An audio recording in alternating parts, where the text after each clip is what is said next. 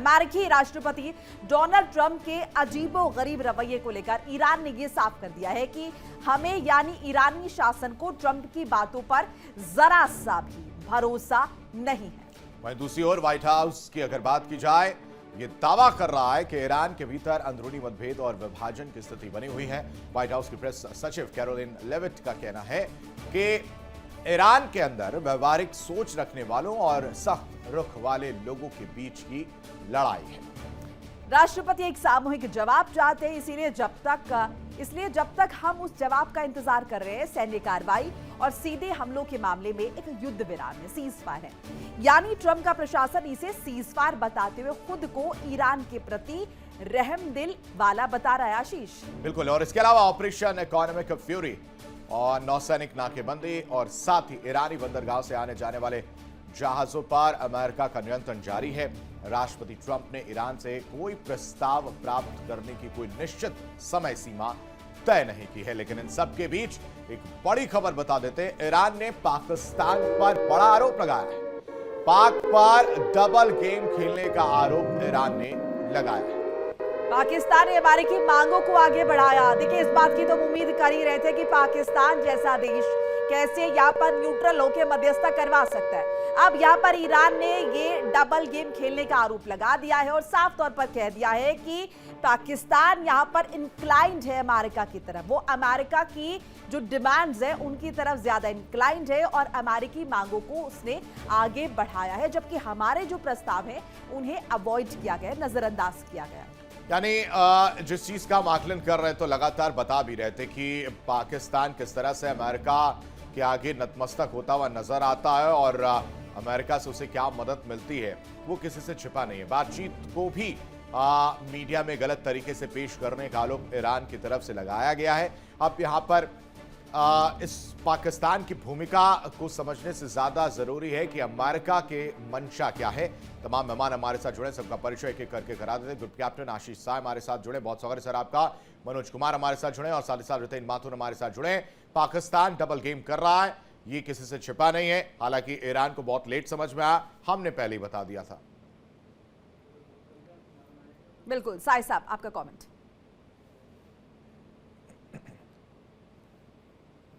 Sir unmute करिएगा। आशीष, ये expected था क्योंकि पाकिस्तान का कोई भी पॉजिटिव कंट्रोल ना ईरान पे है ना अमेरिका पे है। वो सिर्फ एक मीडिएटर जैसा कि हम लोग लगातार कह रहे थे, बट फिर भी उनको कुछ फायदे होने वाले थे इससे दोनों तरफ से।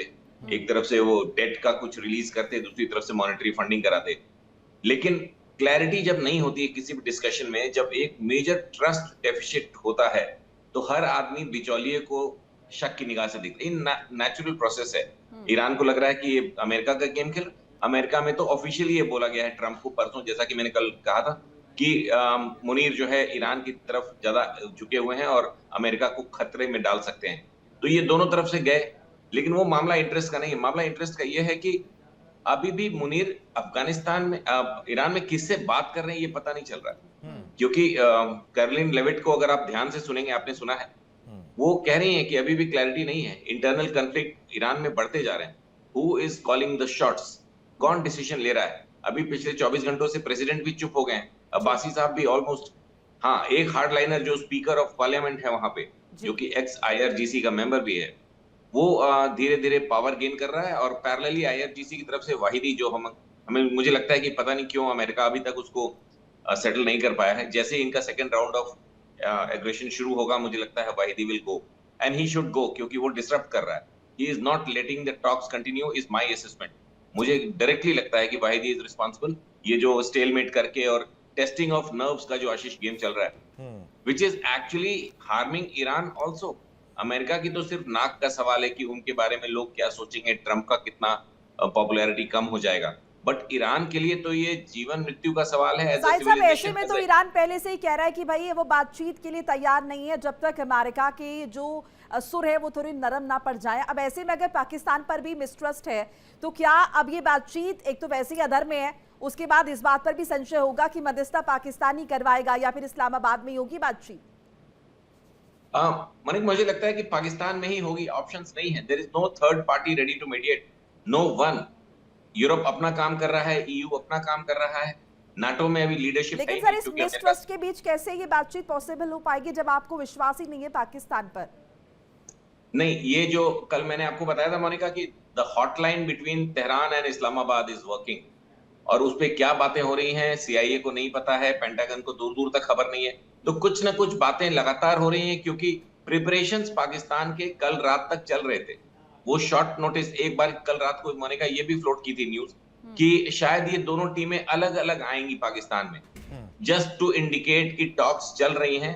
एक अमेरिकन डेलीगेशन आने वाला था, वो बातचीत करके मुनीर एंड शरीफ से वापस जाता या वहीं कहीं दूसरी जगह पे रहता, और फिर ईरानियन डेलीगेशन के आने की चर्चा कल रात को पाकिस्तान में हो रही थी। अब इस पे हो सकता है कि आज जब फिर से डेवलपमेंट्स होंगे तो पता चलेगा, क्योंकि अभी तो हम सिर्फ कयास लगा सकते हैं। एक मेजर चीज जो हुई है, आप सबको पता होगा, अभी कुछ घंटे पहले की बात है कि नेवी सेक्रेटरी, अमेरिका के नेवी सेक्रेटरी ने रिजाइन कर दिया, जबकि वहां पे ये भी खबर आ रही कि उनको टर्मिनेट किया गया है ट्रंप की तरफ से। तो ये नहीं पता कि वो कैसे हटे, but the highest civilian official of American navy has been moved out. ये बहुत मेजर डेवलपमेंट है, अभी हम इसके बारे में कुछ और चर्चा कर सकते हैं। जी मोनिका। जी रितेन सर, अब कहानी कुछ और बढ़ती जा रही है।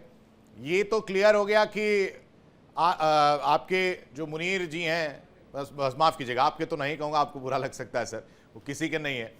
वो समस्या ये आ गई है कि अब तो पाकिस्तान, हाँ मतलब ना अमेरिका के ना ईरान के हैं, नहीं किसी के नहीं है।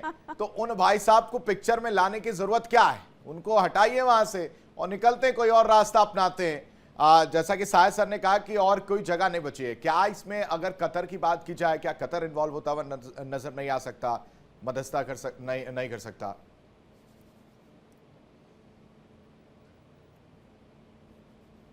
Written sir. जी माथुर साहब आपसे पूछिए। अच्छा, हाँ जी, नहीं वो ऐसा है कि इसके अंदर आपने कहा कि मुनीर जो है वो डबल क्रॉस कर रहे हैं। मेरी इंफॉर्मेशन के हिसाब से मुनीर डबल क्रॉस नहीं, ट्रिपल क्रॉसिंग कर रहे हैं। एक तरफ वो चाइना को साथ रहे हैं, दूसरा अमेरिका से, क्योंकि पैसा मिलता है तो अमेरिका का साथ तक रखेंगे, और तीसरा खुद का अपना एक बिजनेस कर रहे हैं। वो उज्बेकिस्तान जो बगल का देश है, उसके अंदर पाकिस्तान से फ्रोजन मीट की सप्लाई का ठेका लेकर बैठे हुए हैं, तो वहां सप्लाई शुरू करने वाले हैं। तो इन सारी चीजों में इसके लिए इनको सर एक और चीज मैं जरा इसमें इन्वॉल्व करता हूं, जो आईआरजीसी की भूमिका का जिक्र किया गया साहिद सर की तरफ से, उसमें ये भी तो खबर है कि कल शायद और जो भारतीय जहाज हैं उनको भी रोका गया है।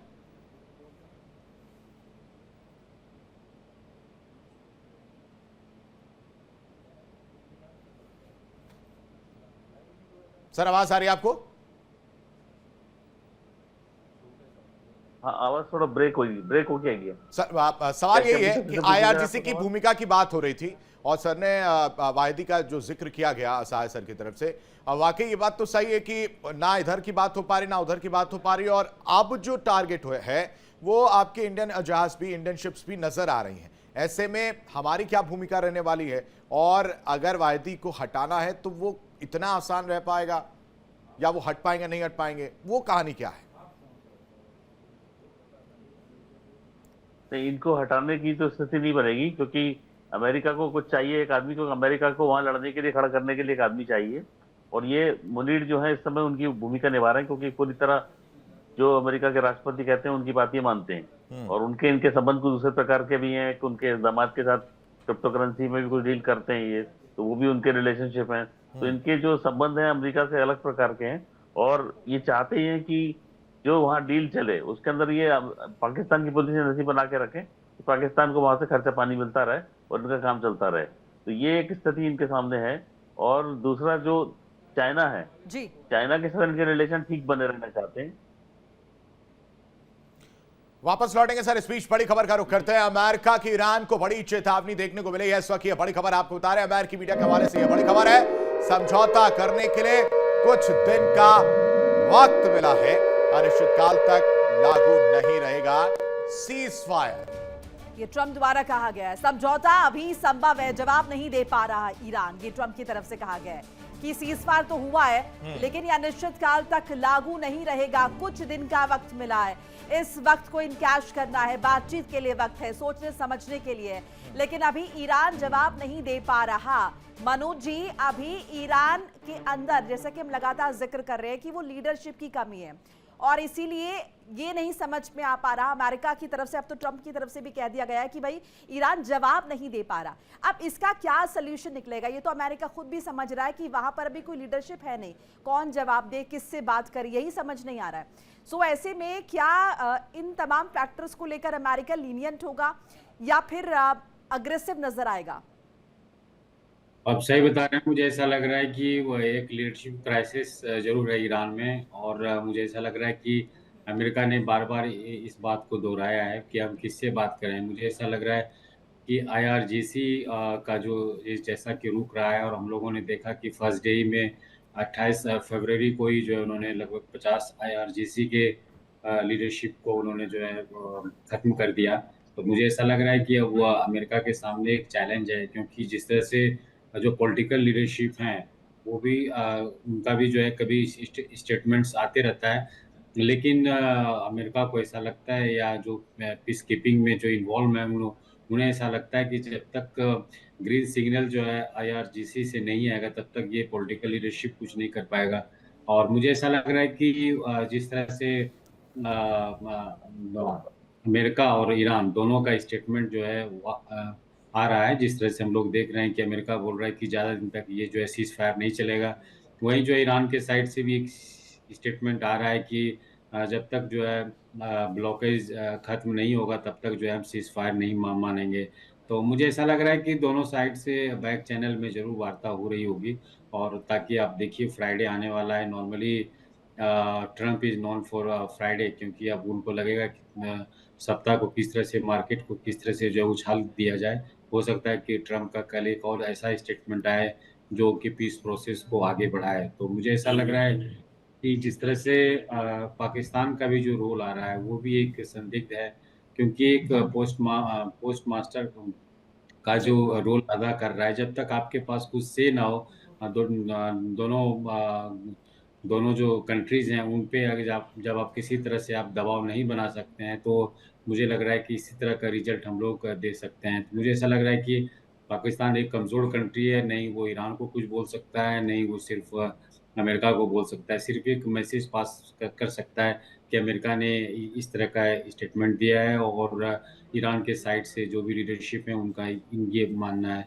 तो इसीलिए हम लोग देख रहे हैं कि अनसर्टेनिटी जो देख रहे हैं इस पीस प्रोसेस में, यही एक रीज़न है। मुझे लगता है कि जब तक पाकिस्तान दोनों को फिर से इन्वॉल्व ना करे, और मुझे ऐसा लग रहा है कि सेकंड राउंड ऑफ टॉक जो है हो सकता है कि नेक्स्ट वीक में शुरू हो जाए, ठीक क्योंकि है, वापस लौटूंगा सर। इस बीच एक बड़ी खबर दर्शकों को बता दूं कि ईरान की अमेरिका को चुनौती देखने को मिल रही है। लगातार अपने मिसाइलों का प्रदर्शन ईरान की तरफ से किया जा रहा है। बुशहर की अगर बात की जाए तो एक बार फिर से ईरान की सेना एक्शन मोड में नजर आई, और यहां पर फतेह 110 मिसाइल का प्रदर्शन किया गया है देर रात के समय में। इसका प्रदर्शन जो है वो किया गया है। इससे पहले भी खुर्रमशहर 4 को लेकर भी जो है लोगों के बीच ले जाकर प्रदर्शन करते हुए जो IRGC है, जो IRGC के लड़ाके हैं वो सड़कों पर थे और उसका प्रदर्शन करते हुए नजर आए थे। यानी अपनी अपनी ताकत की नुमाइश इस वक्त ईरान करता हुआ नजर आ रहा है। साथ ही साथ अमेरिका ने भी B-52 बॉम्बर के जरिए इसकी नुमाइश की थी। आशीष साय का रुख करूंगा। सर, IRGC, पहला सवाल उससे रिलेटेड जो आपने एक हिंट दिया कि और साथ ही साथ जो कल जो कुछ भी घटनाक्रम हुआ जिसमें 2 जहाज कब्जे में लिए गए और या शायद उनको वापस लौटाया गया, पहला उससे संबंधित है। दूसरा ये वाला जो सिचुएशन है कि अब अपने अपने हम लोग जो प्रदर्शन कर रहे हैं, अपनी अपनी ताकत दिखा रहे हैं, तो मैं ये मान के चलूं कि अगर दूसरे फेज की वार्ता होती भी है तो आगे उसमें कुछ भी निकलने वाला नहीं है, और दोनों ने अपना अपना समय ले लिया, तैयारी फिर से, और एक बार फिर से महायुद्ध होगा। आशीष, अनफॉर्चुनेटली IRGC का जो मेरा फेवरेट वर्ड है वो रक्त चरित्र है, वो सिर्फ लड़ाई तक सीमित है। उनको कोई strategic global developments, plan, futures, इन सबों की, वो कंदराओं में रहने वाले टाइप के लोग हैं। आप उनकी अगर मैपिंग करेंगे, उनके बारे में एनालाइज करेंगे, उनके थॉट प्रोसेसेस को रीड करेंगे, सब लोग कर रहे हैं। वो they are very radicalized and very primitive in their thoughts, primitive thoughts के लोग हैं। उनको ह्यूमन इवोल्यूशन, ग्रोथ, डेवलपमेंट से कोई मतलब नहीं है। वो पहाड़ों में खुश रहते हैं, वो युद्ध करते रहते हैं आपस में। ये जो मसल फ्लेक्सिंग कर रहे हैं, एक के बाद एक मिसाइल का जो शो कर रहे हैं, कभी तेहरान में, कभी बुशहर में। अच्छा, इवेंचुअली बुशहर में इनका जो एटॉमिक एनर्जी प्लांट है, वो एक प्राइमरी टारगेट है नेक्स्ट फेज ऑफ वॉर के लिए। अगर आप याद रखें कि ट्रंप ने कहा था कि हम इनके एनर्जी टारगेट्स को, बिजली के पावर सप्लाईज को हिट करेंगे, starting with the biggest one. तो बुशहर का इनका एटॉमिक एनर्जी प्लांट जो बिजली बनाता है, और 50% से ज्यादा ईरान की बिजली बुशहर से जाती है। और इवेंचुअली ये atomic power plant has very large number of Russian workers. तो ये ऐसी जगह पे मसल फ्लेक्सिंग कर रहे हैं जहां वो टारगेट को शायद एक कैच 22 अमेरिका को इनवाइट कर रहे हैं कि यहाँ हिट करो, उसमें रशियंस डैमेज हो, क्योंकि उस प्लांट को रशियंस मेंटेन करते हैं। बहुत ही कहीं ना कहीं एक चालाकी वाली युद्धिक सोच है।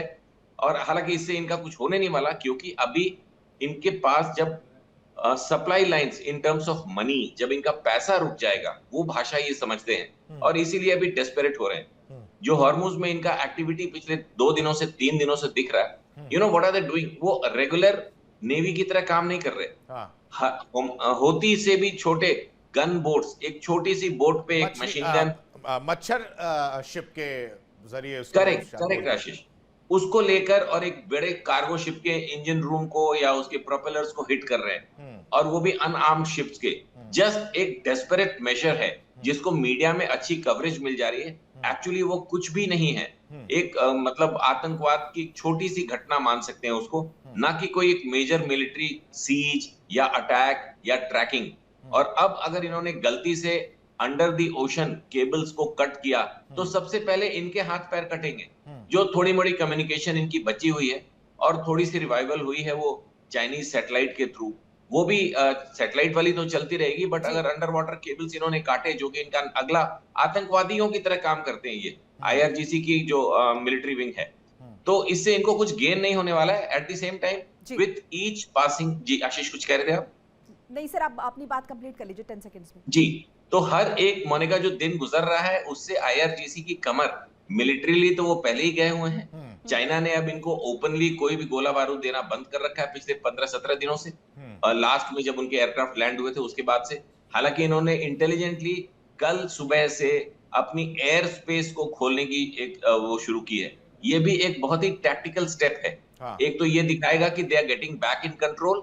दूसरा, अमेरिका सडनली कोई एयर अटैक करने से पहले सोचेगा, क्योंकि वहां पे अब सिविलियन जहाजों की ईरान की एयर स्पेस में आवाजाही शुरू करी है इन्होंने।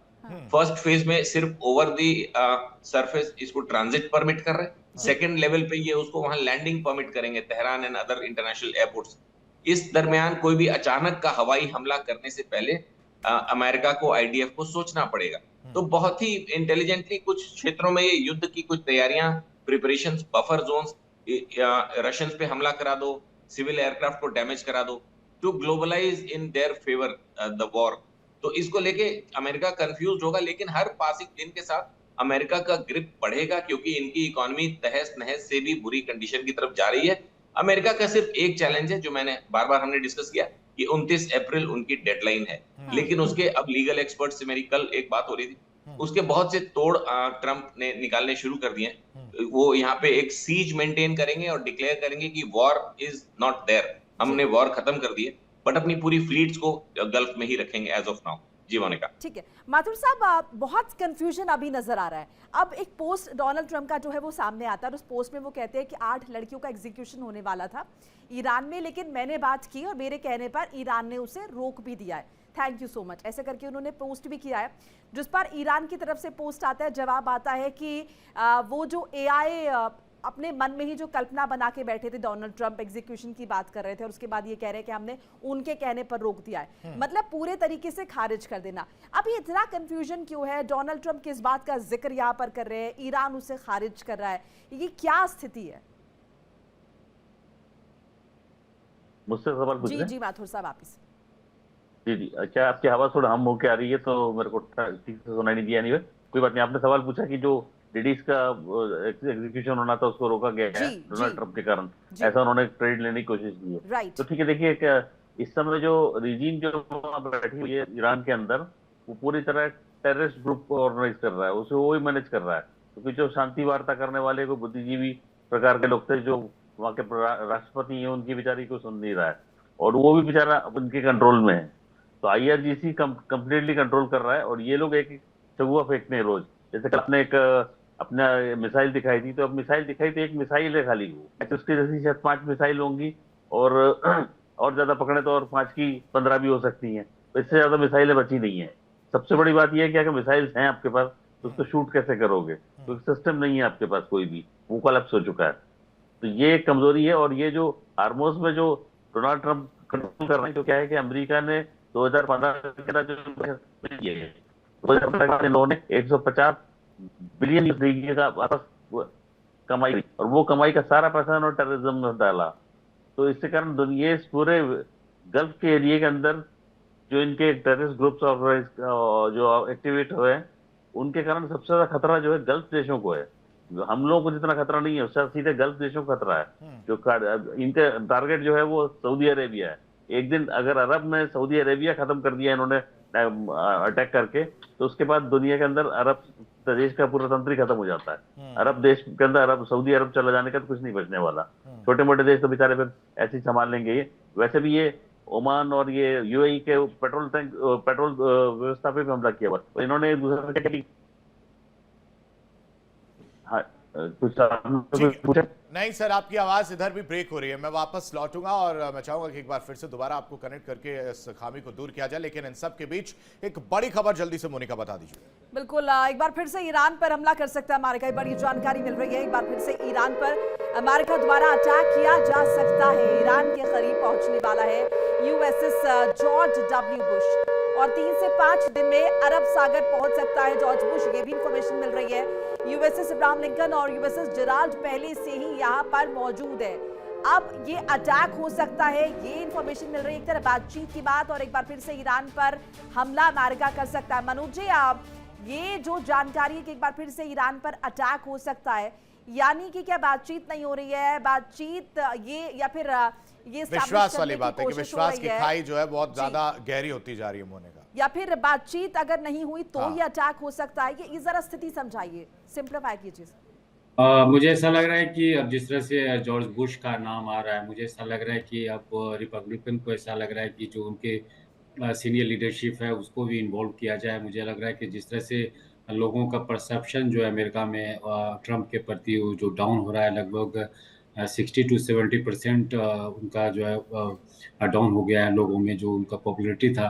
तो मुझे ऐसा लग रहा है कि अब उनके सेकेंड जो लीडरशिप हैं, जो सीनियर हैं, जिनका एक वर्ल्ड में एक उनका एक बहुत नाम रहा है, वर्चस्व रहा है, उनको इन्वॉल्व करना, मुझे ऐसा लग रहा है कि आने वाले समय में जो हम लोग देख रहे हैं कि कांग्रेस में जो इलेक्शन कांग्रेस से जो अप्रूवल लेना है अप्रैल 29 को, उसको लेकर के भी मुझे ऐसा लग रहा है कि ये जो एक्सरसाइज किया जा रहा है। और मुझे ऐसा लग रहा है कि अगर किसी रूप से नॉर्मली हम लोग देखते हैं, अगर इतिहास अगर अमेरिका का देखिए, तो नॉर्मली कांग्रेस जो है, जो भी वहाँ के प्रेसिडेंट होते हैं, उनके मूव को अप्रूव कर देते हैं। लेकिन इस बार जिस तरह से वर्ल्ड ऑर्डर पे प्रेशर, वर्ल्ड ऑर्डर का जो प्रेशर जो पड़ रहा है अमेरिका का, और वहाँ के लोकल लोगों का भी जो प्रेशर बन रहा है, तो मुझे ऐसा लग रहा है कि अमेरिका ट्रम्प जो है किसी न किसी रूप में चाहेगा कि कांग्रेस से एक बार जो है अप्रूवल युद्ध का मिल जाए, ताकि वो दूसरा स्टेप ले सके। जिस तरह से हम लोग ये भी सोच रहे हैं कि क्या अमेरिका जो है ग्राउंड बूट वहाँ पे भेजेगा, या वहाँ पे जो आर्मी अमेरिका का डिफेंस फोर्सेस है, क्या वो वहाँ पे ग्राउंड पे ईरान में जो है वो जाएगा या नहीं जाएगा। मुझे लगता है कि अगर एक बार अप्रूवल कांग्रेस से मिल जाता है, तो ट्रम्प के लिए एक आसान हो जाएगा कि सेकंड थॉट हो सकता है कि फिर से जो है ईरान को चारों साइड से घेरा जाए। मुझे लग रहा है कि शुरुआत में ही जो है अमेरिका को ये एक्सपेक्टेशन नहीं था कि मिडिल ईस्ट में जो है ईरान जो है हमला कर देगा। मुझे ऐसा लग रहा है कि जिस तरह से मिडिल ईस्ट कंट्रीज़ के जो लोग हैं वहाँ पे, उनका जो रिस्पॉन्स आया है वो ईरान के फेवर में था, और जो वहाँ के लीडरशिप थे वो अमेरिका के फेवर में अभी भी हैं और पहले भी थे। तो ये एक्सपेक्टेशन नहीं था, तो इसीलिए हम लोग आज देख रहे हैं कि ये युद्ध जो है इतना दिन बढ़ गया। ट्रंप को एक अंदेशा था कि ये मुश्किल से जो है 4 या 5 दिन तक ये युद्ध चलेगा और सेकंड लीडरशिप जो ईरान का होगा वो जो है अमेरिका से बात करेगा। मनोज जी, तो पहले तो हमें ट्रम्प अनप्रेडिक्टेबल लग रहे थे, लेकिन अभी तो जो स्थिति ईरान में है वो समझ नहीं आ रही है। साई साहब, ये ऑल्टरनेटिव्स आपको क्या नजर आ रहे हैं? अब यहाँ पर IRGC और वहाँ की जो गवर्नमेंट है उनके बीच में ये आपस में किसी भी तरह को कोऑर्डिनेशन नहीं है। सो ऐसे में कैसे ये वार्ता होगी, बातचीत कैसे होगी? IRGC को कौन समझाएगा, या फिर वो टेक ओवर कर लेगा? मतलब कैसे ये स्थिति है? क्योंकि बहुत ज्यादा कंफ्यूजन। इससे पहले हम लगातार ये बोल रहे थे कि ट्रम्प अनप्रेडिक्टेबल है, ट्रम्प के स्टेटमेंट्स में डिस्पैरिटी है, ट्रम्प ऐसा लग रहा है बातचीत चाहते नहीं, लेकिन अब स्थिति जो है एकदम उलट नजर आ रही है। मोनिका, ये बहुत सीरियस प्रॉब्लम है। इसका कोई सोल्यूशन आज की तारीख में ईरान के अंदर नहीं है, बिकॉज इतना ज्यादा फ्रैक्चर्ड है वहां की एडमिनिस्ट्रेटिव। अभी कल डिस्कशन हो रहा था, ब्यूरोक्रेसी भी फ्रैक्चर्ड है। दे डोंट नो कि कहां से किससे आदेश लेने हैं, कहां पे कर्फ्यू लगाना है, कहां पे क्राउड मैनेजमेंट करना है, इंटरनल अपराइजिंग को बसित को हैंडल करने हैं जो कि एक वॉलंटियर फोर्स है, या अपनी रेगुलर पुलिस को भेजें। हालांकि पुलिस का इंफ्रा काफी डिस्ट्रॉय किया हुआ है अमेरिका ने, स्पेशली तेहरान एंड जो एक आध और इनके मेजर हैं, इंक्लूडिंग बुशहर।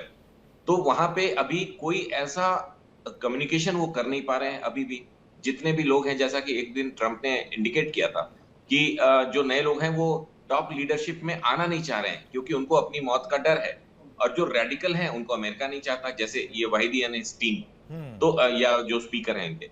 तो ये और कोई ऐसी बॉडी इस वक्त ईरान के अंदर नहीं है जो इस तरह का कॉल ले पाए कि let us regroup as a team, as a nation and talk. नहीं करना है बातचीत अमेरिका से, ठीक है, तो ये डिक्लेयर करो कि हम बात नहीं करेंगे, हम लड़ाई ही करेंगे, अटैक करो, हमले करो। लेकिन वहां पे इस वक्त कोई भी ऐसी बॉडी, ना ही कोई भी ऐसा इंडिविजुअल एक दूसरे को शक की निगाहों से देख रहे हैं। तो ये माने सर कि गालिबाफ हो या ईरान की तरफ से कोई भी प्रतिनिधि हो, वो जो स्ट्रेट ऑफ हॉर्मुज को लेकर कह रहा है कि नाकाबंदी हटेगी तभी बात करेंगे, वो एक ब्लफ है? नहीं, वो एक थॉट है इनका, वो एक थॉट है जिसपे ये, लेकिन उस थॉट के साथ साथ इनको कुछ ना कुछ further, ball is in Iran court.